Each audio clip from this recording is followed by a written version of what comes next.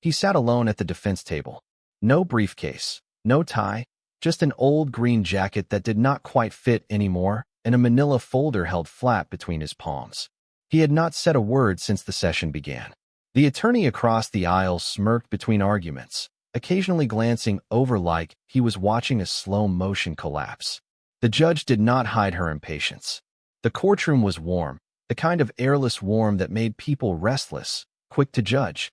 A few in the back chuckled when the old man mispronounced a legal term. The attorney called him incoherent, said he would waste the court's time, said he was not mentally fit to represent himself. And the old man did not respond. He just waited. And when his moment came, he stood, walked to the witness stand without notes, and quietly placed 2 items on the polished wood. A tarnished silver star and a letter signed not by a neighbor, not by a lawyer, but by an active duty general still in uniform. The room did not laugh after that. They did not make a sound at all. Welcome to the Human Stories. Before we begin this emotional story, tell me in the comments from which city in the world are you watching this video. And do not forget to subscribe to support the channel, because today a veteran will remind a courtroom that honor does not need permission to speak. The envelope was thin, standard legal white, creased once across the middle, hand-delivered and taped to the door of apartment 2B. He did not need to open it to know what it was. Harold Evans had lived in that building for 17 years, quietly, methodically, always paying rent by check, always on time. Until last spring when the rent jumped by $500 without warning and his fixed income did not. The property had changed hands twice in 6 months. New owners, new policies, new rules. What they did not change was the water-stained ceiling or the faulty radiator or the cracked step on the third-floor stairwell that Harold had stopped reporting years ago. No one listened anyway. He peeled the summons from the door with steady hands and sat at the small kitchen table where he used to play dominoes with his wife. The apartment was nearly silent now, save for the faint ticking of the wall clock and the hum of a fridge older than most of the tenants downstairs. He opened the letter, read it once. Slowly, then folded it again. Eviction hearing, failure to pay, self-representation. The date was set for Thursday at 9:30 a.m. Harold did not call anyone. There was no one to call, no lawyer, no children, no friends who had not already drifted into silence or memory. He did not panic. He just reached up to the shelf above the refrigerator and pulled down an old folder wrapped in a rubber band yellowed from time. Inside was everything that still carried weight in his life. His DD-214, 2 commendation letters, a black and white photo of his unit in Fallujah, and a medal he had not touched in years. He laid them out on the table, one beside the other, like evidence in a case that no one had ever bothered to hear. The next morning, he polished his boots the way he used to before inspections. Not because anyone in the courtroom would notice, but because it mattered to him. He found a clean shirt, pressed it with the back of a spoon heated over the stove, and folded the folder under his arm. He did not rehearse a speech. He did not make notes. He just nodded once to the empty room as he stepped out and locked the door behind him. By 9:20, he was standing in line at security, 1 foot sore from the walk, his hands loose at his sides, his shoulders straight. He was ready, not to win, but to be heard. The courtroom was colder than expected. Harold adjusted his collar as he entered, scanning the space with quiet precision, like a man assessing a perimeter. He was not early, but he was not late either. A few rows of benches sat half-filled with tenants, landlords, and the indifferent faces of people waiting for their own moment to be processed. At the front, the plaintiff's table was already occupied. A young man in a tailored gray suit, legs crossed, one hand resting confidently on a sleek leather folder. He had the kind of posture that came from law school and networking events, not deployments. He did not look up when Harold walked in. He did not need to. The court clerk called the next case, and Harold stepped forward. He gave his name clearly, passed through the gate, and took his seat without fanfare. No one offered him assistance. The judge was flipping through a file without expression. She asked the attorney to present his case, and the young man stood with the easy rhythm of someone who had done this 100 times this month alone. "Your Honor, this is a straightforward eviction," he said with the practiced tone of indifference. "My client, the building's current owner, has attempted multiple times to secure payment from the defendant. There has been no substantial payment in over 90 days. We are seeking immediate possession of the property." He clicked his pen once, leaned slightly toward the judge, and continued, "The defendant has opted to represent himself today. While I appreciate his presence, I would like the court to note that he is unrepresented, unprepared, and appears to be reading from outdated information. We believe any testimony offered without legal support is both incoherent and procedurally irrelevant." Harold did not react. He kept his hands folded over the folder on his lap, eyes fixed forward, face unreadable. The judge nodded once, already scribbling something in the margin of her file. The attorney sat back down, crossed his arms, and gave Harold the briefest glance, a look not of hostility, but dismissal, as if this was not a man sitting across from him, but a minor obstacle in a long day of easy victories. The judge asked Harold if he had anything to submit to the court. He did not speak right away. He opened the folder carefully, as if the paper inside could bruise. He pulled out a single page and handed it to the bailiff without a word. The bailiff brought it to the bench. The judge glanced down at the document, then up at Harold, her brow tightening slightly. She did not say anything. Harold placed the folder flat on the table again and waited. The room for the first time began to slow. The judge stared at the letter longer than expected. At first, her pen continued moving, scribbling margin notes in the habit of bureaucracy, but slowly the motion stopped. Her brow softened, then tightened again. Her eyes read the page once more, then a third time, this time slower. She looked up, but not at Harold. She looked at the attorney, who was busy checking his phone, waiting for what he assumed would be a swift ruling. She placed the paper on the bench gently and leaned back in her chair, suddenly more aware of the room around her. The courtroom had not shifted yet. Most people were still waiting for the next name on the docket, but the energy had changed. The clerk glanced at the judge, unsure whether to continue. The bailiff, who had barely looked at Harold during the first part of the hearing, now watched him closely. Something about the moment did not fit the usual pattern. The judge cleared her throat and read aloud from the page in front of her, her voice measured. "This letter entered into the record by Mr. Evans is a commendation from Major General Charles D. Harland, dated April 12, 2005, acknowledging extraordinary service during an active combat operation in Al-Anbar province. It references the preservation of civilian lives under direct enemy fire and cites a tactical decision that, and I quote, likely prevented the loss of an entire Marine unit." She paused, looked at Harold, then back at the attorney. "This is not irrelevant." The attorney uncrossed his arms. His smile flickered. "Your Honor, while we respect Mr. Evans's military service, we would argue that personal history, however honorable, has no bearing on the matter of rent." Harold remained seated, silent. He did not even blink. The judge raised a hand, interrupting. "It has bearing," she said firmly. "When a man who wore the uniform for this country stands alone in this courtroom with no counsel, and the opposing party refers to him as incoherent." No one laughed. Now the room that had dismissed him 15 minutes earlier was starting to shift in its seat, the gallery growing stiller by degrees. The judge looked down again at the letter, then asked almost gently this time, "Mr. Evans, do you have anything else to present to the court?" Harold nodded, reached into the folder again, and slowly lifted something small wrapped in a soft piece of cloth. He placed it gently on the table, unwrapping it with care until the silver gleam caught the courtroom lights. The silver star. And this time, no one looked away. The metal caught the light just enough to shine, but not enough to show off. It was not polished like a display case version.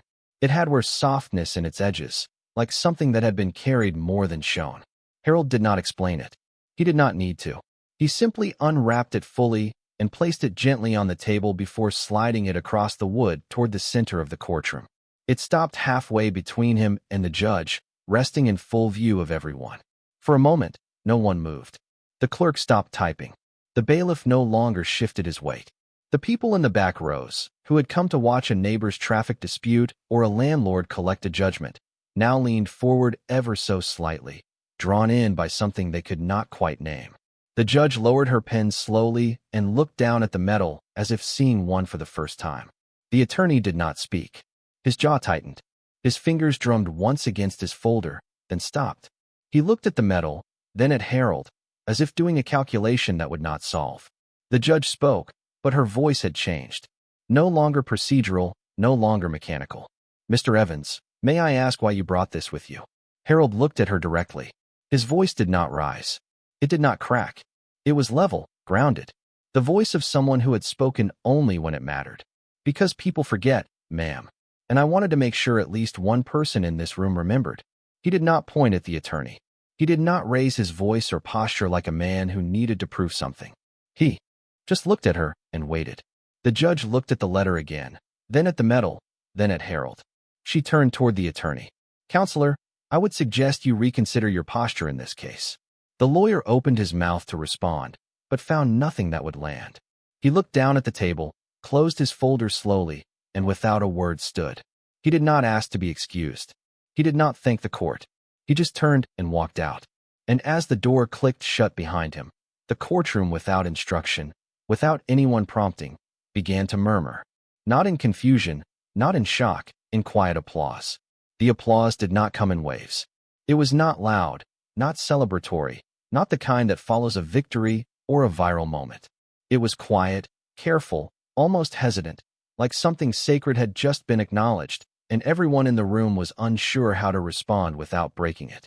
It started with a man in the second row, then a woman near the aisle, then spread slowly to the rest of the courtroom. Some people did not clap at all. They just watched, their posture shifting from passive to present. Harold did not react. He did not smile or nod. He did not reach for the medal or the letter. He stood up slowly, gathered the cloth with the same deliberate care, rewrapped the silver star, and slid it back into the folder like it was something private again, never meant for display. He secured the band around it, tucked it beneath his arm, and turned toward the exit. The bailiff stepped aside before he even reached the gate, not out of duty, but respect. The judge said nothing, but her eyes followed him all the way to the back of the room. No ruling was read aloud. No sentence was issued. There did not need to be one. The proceeding had ended the moment the truth arrived. As Harold passed the gallery, people instinctively made space. Some looked down, others nodded. A woman pressed her hand to her chest as he passed. No one reached out. They knew better. The heavy door opened, letting in a draft of sunlight from the corridor. Harold stepped into it and kept walking. His pace was steady, neither slow nor rushed, like a man who had nothing to prove and nothing to fear.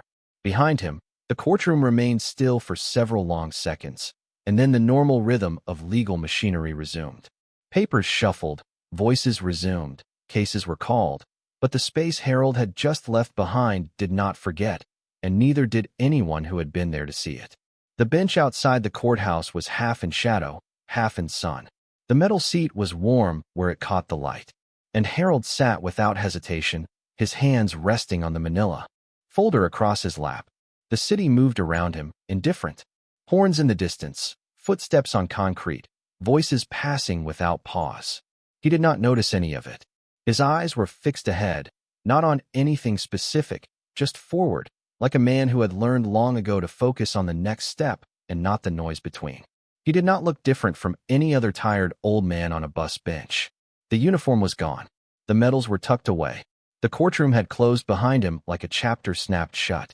But something in his posture had changed. Something subtle. He was not waiting like someone with nowhere to go.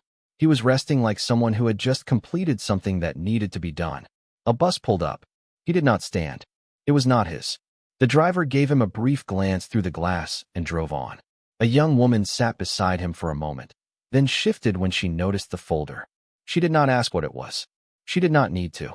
From the inside of his coat, Harold pulled out the letter again, not to reread it, not to show it off, just to feel the paper.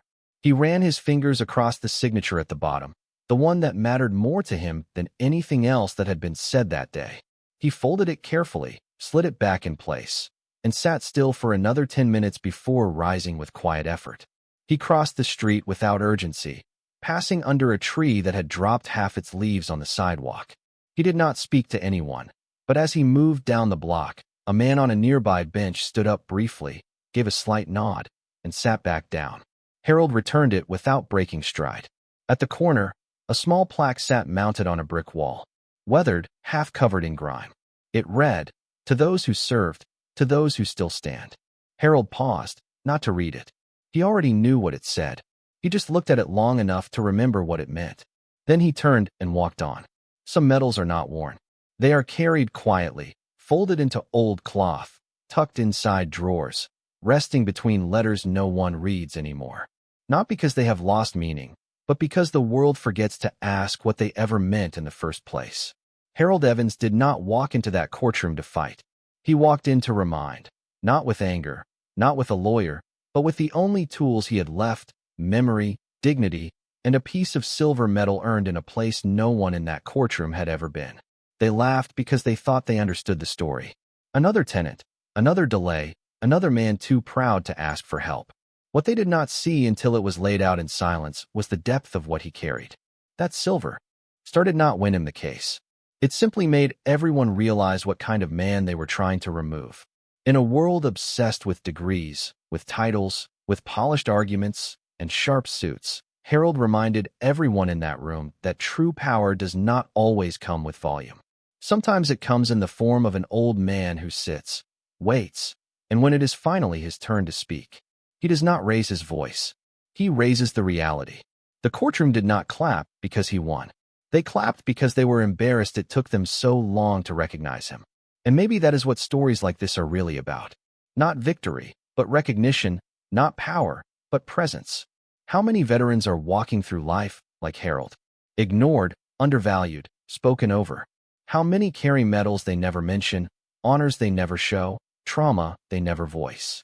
How many have fought for a country that does not even see them waiting at the bus stop? You may never meet someone like Harold Evans.